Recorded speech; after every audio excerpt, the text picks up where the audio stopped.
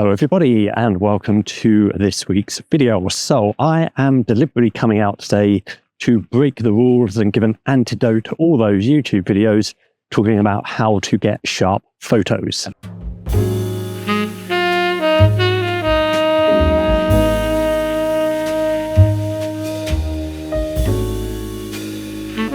So I've come into the city centre and I'm deliberately looking for shots that are going to work when I blur the photo. So in order to achieve this, what I'm doing is putting my camera into manual focus, and everything I do today as well is going to be in black and white too. And I'm looking for really to soften the hard lines that you get on some of the architecture. And that is what I'm doing. So as I said, completely breaking the rules. Normally we try and get sharp photos, etc. But every now and again, it's nice to do something a little bit more artistic, and that is what I'm looking for today.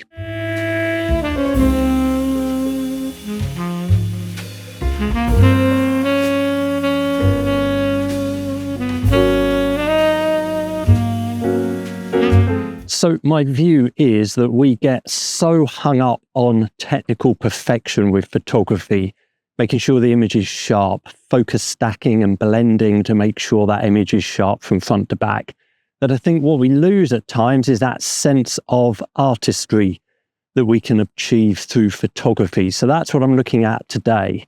And I've been recently just exploring more artistic approach to my photography. So this is a great kind of location I've come to here. There's some really interesting shapes, some nice colors, particularly for black and white. So obviously I don't mean colors in that sense. I mean kind of obviously some nice contrast here to enable it to be black and white. There's some buildings that you can see there, which is quite nice. And with the buildings, what I'm trying to do is really isolate the shot so I don't have anything distracting.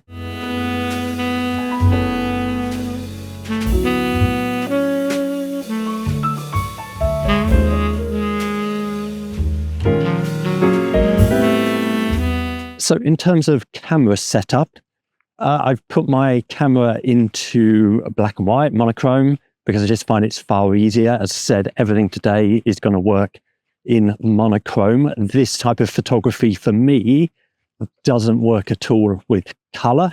But if you're going to try this, feel free to experiment. It's just my personal point of view regarding monochrome versus color. And the good news is that I don't need to worry about my f-stop. So I've gone all the way down to f4 on my lens, which is the lowest point it goes to. I just need to make sure that I get a reasonable shutter speed, because even though I'm blurring out the image, I don't want a slow shutter speed to create a more blurred image that I'm looking for. I really want to control the blur through using the manual focus on the lens.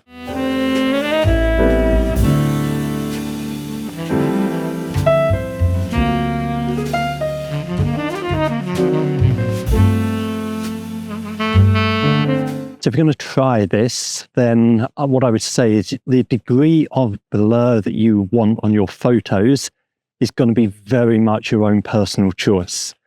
I would also say that the degree of blur is also going to be dependent on the subject that you're photographing. So what I'm doing today is taking more than one shot. I'm experimenting around with the manual focus to get different degrees of blur on the shot as well. What I'm also doing, if I do think it looks better unblurred, a regular type of photo, I'm also taking that as well. But as I said, just experiment with the manual focus ring. Over time, you'll kind of get to realize what works best with what. Of course, you are manually focusing, so it's going to be difficult to get the same results every time. But you can just use your eyes to obviously judge what you think is going to be best. And as I said, I would strongly recommend that black and white is your option on this one.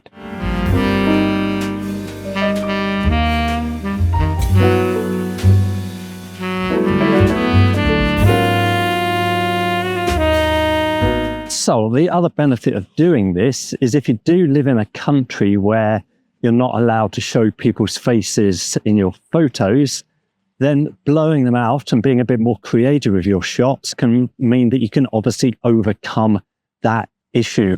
So again, it's just a question of playing around with the amount of blur to make sure that people's faces aren't distinguishable.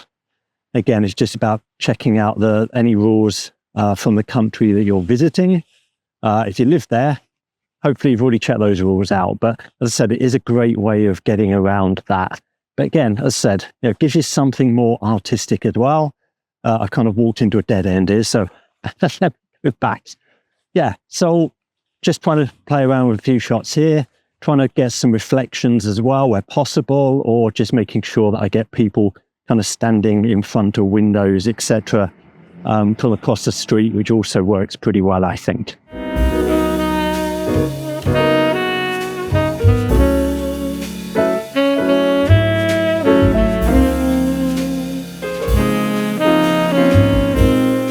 So despite the majority of the pictures from today being black and white, there were a couple of photos that I felt did work much better in color.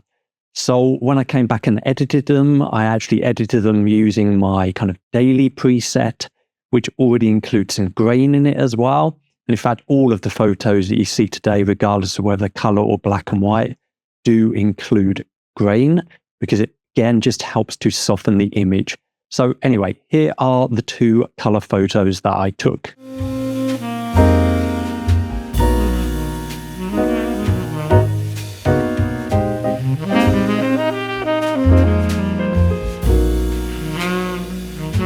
You guys are probably wondering why I don't just create the blur in Lightroom or Photoshop.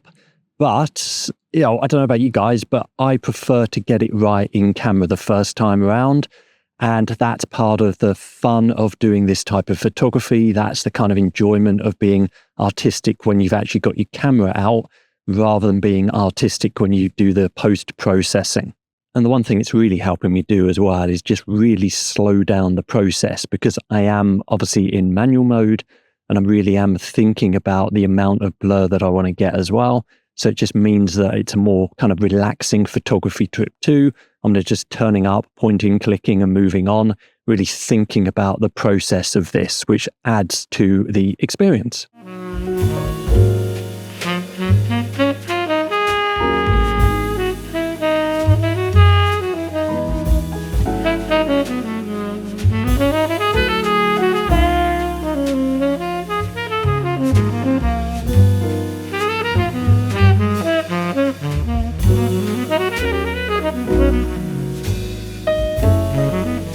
Okay, so it's time to go home and see what I've got. Normally with black and white, I actually spend more time in Photoshop adjusting it and playing around with the contrast levels of the black, the white, and just getting something that looks good from an artistic perspective. As always, thank you for watching and see you next time.